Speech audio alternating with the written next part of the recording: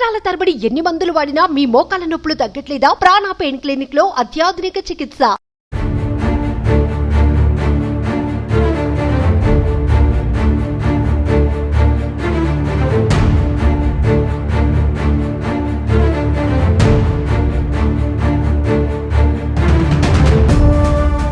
ప్రస్తుతం మనం ఉన్నాం మోకిలాలోని లా పలోమా విల్లాస్ దగ్గర. దాదాపు 212 విల్లాస్ ఇక్కడ ఉన్నాయి.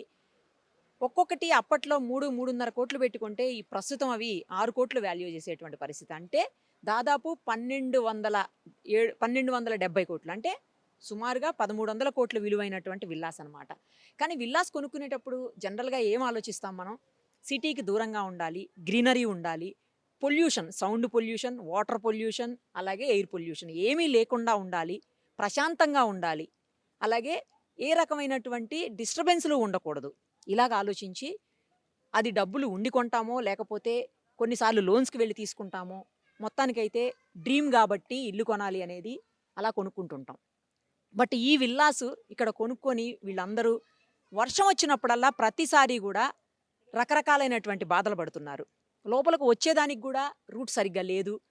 మెయిన్ రోడ్ నుంచి లోపలికి రావడానికి 1 కిలోమీటర్ ఉంది, ఆ రోడ్డు కూడా సరిగా లేదు. లోపలికి వచ్చిన తర్వాత కూడా అంతా వర్షం పడిందంటే వాటర్ వచ్చేటువంటి పరిస్థితి. ప్రస్తుతం మనం చూస్తున్నాము 2 రోజులుగా హైదరాబాద్ అంతా కూడా, హైదరాబాద్ కాదా ఆ మాటకు వస్తే తెలంగాణ, ఆంధ్రప్రదేశ్ కూడా విపరీతమైనటువంటి వర్షాలు ఉన్నటువంటి పరిస్థితి. సో ఈ వర్షాల్లో వరదలు కూడా తోడయ్యి చెరువులన్నీ కబ్జాలకు గురైపోయి చెరువుల్లో వాటర్ నిలబడేటువంటి పరిస్థితి లేక అవి ఇళ్లల్లోకి, విల్లాల్లోకి వచ్చేటువంటి సిచ్యువేషన్. జనరల్గా లో లయింగ్ ఏరియాలు అంటే లోతట్టు ప్రాంతాలు లేకపోతే డౌన్ ఉన్నటువంటి ప్రాంతాలు మాత్రమే మునిగిపోతాయేమో అని మనం అనుకుంటుంటాము. కానీ కాదు, కాస్ట్లీ ఏరియాగా చెప్పుకునే మోకిలా అంటేనే, లేదు ఈ సైడ్ ఉన్నటువంటి కోకాపేట అంటేనే అందరం కూడా చెప్తాము. మనం ఇంతకుముందు కూడా చూసాము, కోకాపేటలో నియోపోలిస్లో 100 కోట్లకి ఎకరం పోయినటువంటి పరిస్థితి. అంటే కాస్ట్లీ ఏరియా అనమాట. ఇలాంటి కాస్ట్లీ ఏరియాస్లో కూడా ఇప్పుడు చూడండి సిచ్యుయేషన్ ఇది. చాలామంది ఇక్కడ ఓనర్స్ ఉన్నారు, వాళ్ళందరితో కూడా మాట్లాడదాము. రెసిడెన్స్ ఏమనుకుంటున్నారో కూడా చూద్దాము. చెప్పండి, ఏంటి ఈ పరిస్థితికి కారణం ఏంటి? అసలు ఇంత కాస్ట్లీ పెట్టి మీరు కొనుక్కున్నా కూడా ఇంత బాధపడాల్సిన అవసరం ఏంటి అసలు? యాక్చువల్లీ ఇక్కడ ఏదైతే ఉందో ఇరిగేషన్ డిపార్ట్మెంట్ వాళ్ళు కరెక్ట్గా ఇక్కడ పైప్ లైన్ వేయకపోవడము, హెచ్ఎండి అప్రూవల్ ఉందని చెప్పి అందరూ కొన్నాం ఇక్కడ. సో ఇప్పుడు కన్సర్న్ డిపార్ట్మెంట్స్లో డిస్ట్రిక్ట్ కలెక్టర్ గారికి కానీ, ఎమ్మెల్యే గారికి కానీ, మినిస్టర్ దృష్టికి కూడా ఈ విషయం అయితే వెళ్ళి ఉండింది. చాలా ఏళ్ళ నుంచి ప్రయత్నం చేస్తున్నాం. ఇప్పుడు లాస్ట్ 2 ఏళ్ళ నుంచి పోలిస్తే ఈ సంవత్సరం చాలా ఎక్కువ వర్షాలు రావడం, ఇది ఇలా మునగడం, ఇది రెండవసారి. సో ఆల్రెడీ కన్సర్న్ డిపార్ట్మెంట్స్ చెప్పున్నాం. బట్ పంచాయతీలో చెప్తేనేమో మీరు హెచ్ఎండిఏలో చెప్పాలి, హెచ్ఎండిఏలో చెప్తేనేమో మీరు ఇరిగేషన్ వాళ్ళు చూసుకోవాలి, ఇది మా బాధ్యత కాదని చెప్పేసి వాళ్ళు తప్పించుకునే ప్రయత్నం చేస్తున్నారు. అధికారులు కూడా ఒకరి మీద ఒకరు నెపం చెప్తున్నారు, కానీ ఇక్కడ సొల్యూషన్ అయితే ఏది తేవట్లేదు. మేము అడుగుతున్నది ఒకటే, బికాజ్ ఆ హెచ్ఎండిఏ అప్రూవల్ చూసుకొని ప్రజలు ఎవరికొన్నా కూడా హెచ్ఎండిఏ కానీ రెరే కానీ తీసుకొని చేస్తారు. ఇక్కడ రిజిస్ట్రేషన్ చేసిన వాల్యూ మీరు చెప్పినట్టు 3.5 కోటికి రిజిస్ట్రేషన్ వాల్యూ అంటే దాదాపు 70 లక్షల రూపాయలు ఒక్కొక్క ఇంటికి యావరేజ్గా కట్టినా కూడా మీకు 150 కోట్ల రూపాయలు తెలంగాణ రాష్ట్ర ప్రభుత్వానికి ఇక్కడ నుంచి రెవెన్యూ వెళ్ళిన సందర్భం.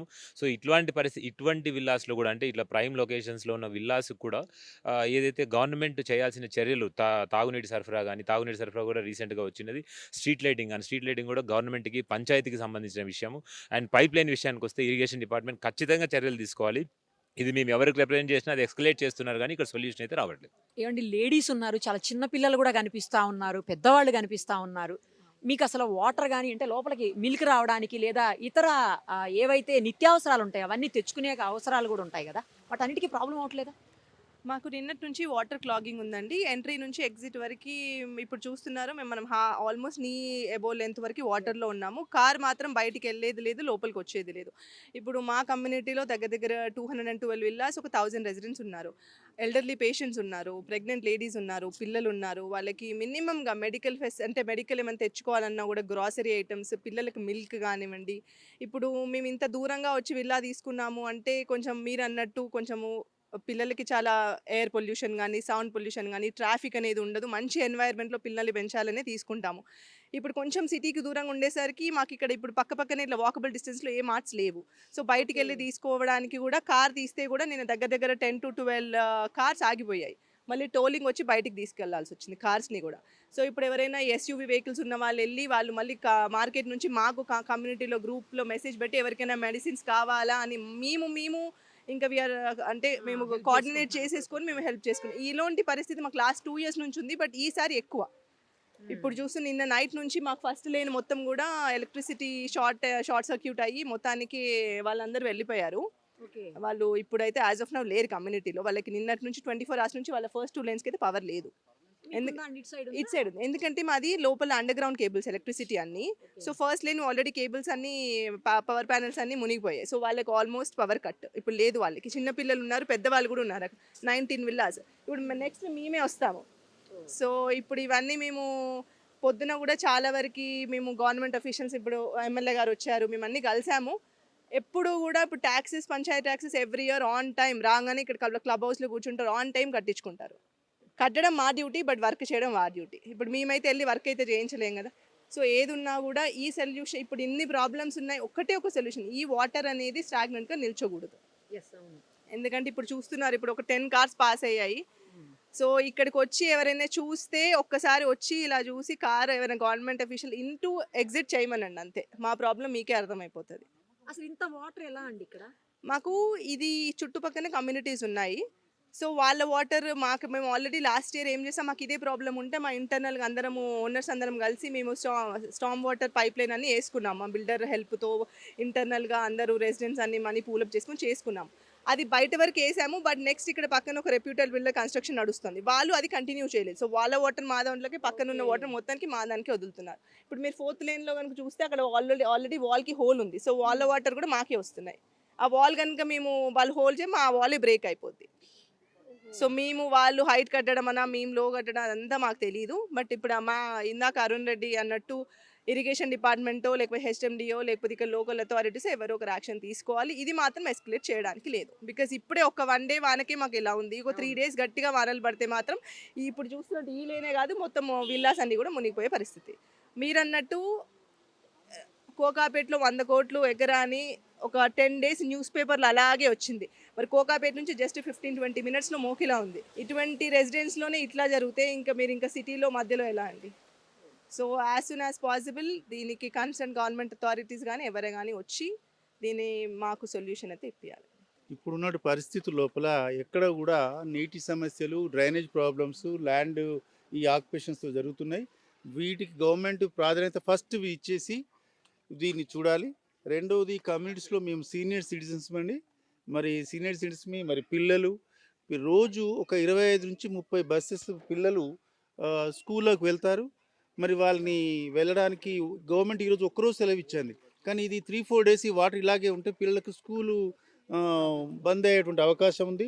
వాళ్ళని దృష్టిలో పెట్టుకుని అతి త్వరగా ఈ యొక్క ప్రాబ్లం సాల్వ్ చేయవలసిందిగా మరి ప్రియతమ ముఖ్యమంత్రి గారిని, మరి మీడియా మిత్రుల్ని అందరినీ కోరుతున్నాం. Thank you.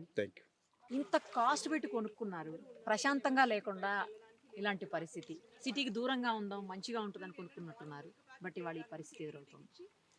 ఇది కాస్ట్లీ చీప్ అనేది కాదండి. మనం ఏ ఇంట్లో చిన్నదైనా పెద్దదైనా అక్కడ అన్ని వసతులు, మౌలిక వసతులు ఉంటే అక్కడ ప్రశాంతంగా ఉండొచ్చు. అది విల్లాస్లోనే ఉంటే ప్రశాంతంగా ఉంటాము, లేకపోతే అపార్ట్మెంట్లో ఉంటే ఉండమని కాదు.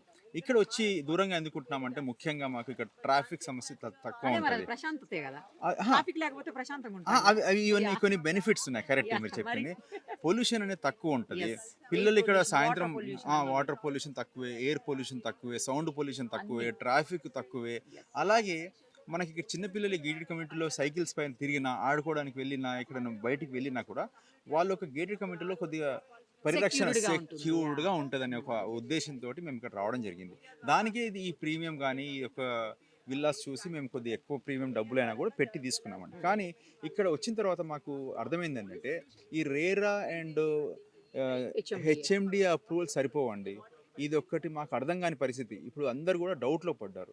ఇప్పుడు హెచ్ఎండిఏ అప్రూవల్, రేరా అప్రూవల్ తీసుకొని ప్రతి ఒక్కరు కొంటారు హైదరాబాద్లో. అయితే ఇప్పుడు హెచ్ఎండిఏ రేరా అప్రూవల్ ఉన్న ప్రాజెక్టే ఇది. అన్నీ అప్రూవల్ చూసి మేము తీసుకున్నప్పటికీ ఇప్పుడు హెచ్ఎండిఏలో మేము కంప్లైంట్ చేస్తే ఇది ఇరిగేషన్ డిపార్ట్మెంట్ వాళ్ళు చేయాల్సిన పని మాకు సంబంధం లేదంటారు. ఇరిగేషన్ డిపార్ట్మెంట్కి వెళ్తే ఇది హెచ్ఎండిఏ వాళ్ళు చేయాల్సిన పని వాళ్ళంటారు. మధ్యలో మేము ఇక్కడ తీవ్ర ఇబ్బందులు గురవుతున్నాము. కాబట్టి మాకు ఈరోజు సందిగ్ధంలో ఉన్నాము. ఇక్కడ ఈ అప్రూవల్స్ ఎక్కడ ఎండ్ అవుతాయి? ఈ ప్రభుత్వాన్ని మేము కోరుకుంటుంది ఏంటంటే ఇలాంటి ఏదైతే సమన్వయ లోపం ఉందో inter departmental coordination works these things have to be properly done to avoid any such problems in future in any of the gated communities, not only gated communities, any infrastructure project. అదండి. చాలా problem face చేస్తున్నట్టున్నారు నిన్నటి నుంచి కూడా. వర్షం వచ్చినప్పుడు ప్రతిసారి ఇలాగే ఉంటుందా? ఇంత కాస్ట్లీ పెట్టి కొనుక్కున్నా కూడా ఇంత బాధపడాలా? వన్స్ ఇయర్ ట్వైస్ ఇయర్ ఇలా మాకు ప్రాబ్లం అవుతుందండి. లాస్ట్ ఇయర్ కూడా మా వాళ్ళంతా మా కమిటీ వాళ్ళంతా చాలా టైం స్పెండ్ చేసి పర్సనల్ టైం కష్టపడి పైప్ లైన్ అదంతా వేయించారు. ఓకే. బట్ అయితే ఈ సంవత్సరం ఏమైందంటే ఈ పైన ఎత్తులో 1-2 కమ్యూనిటీస్ కట్టారు. ఓకే. వాళ్ళకి అప్పటికి వాళ్ళతో చాలాసార్లు చెప్పి ఒక పైప్ లైన్ ప్రొవిజన్ కూడా చేయించమని చెప్పారు. కానీ వాళ్ళు కంప్లీట్ చేయలేదు. దానివల్ల మన విల్లాల్లో నుంచి వెళ్ళే నీళ్ళన్నీ అక్కడ ఆగిపోయి మళ్ళీ మన దాంట్లోకి వస్తున్నాయి. దానివల్ల ఇక్కడ వాళ్ళంతా బాగా ఇబ్బంది పడుతున్నారు. నేను అనుకోవడంలో గవర్నమెంట్ అఫీషియల్స్ వాళ్ళతో ఆ పని కంప్లీట్ చేస్తే ఈ నీళ్ళన్నీ బయటకు వెళ్ళిపోతాయి. మనకి ఓకే. ఇలా స్టామ్ వాటర్ని బ్లాక్ చేయకుండా మనకి ప్రాబ్లమ్ సాల్వ్ అవుతుంది అనుకుంటున్నాను.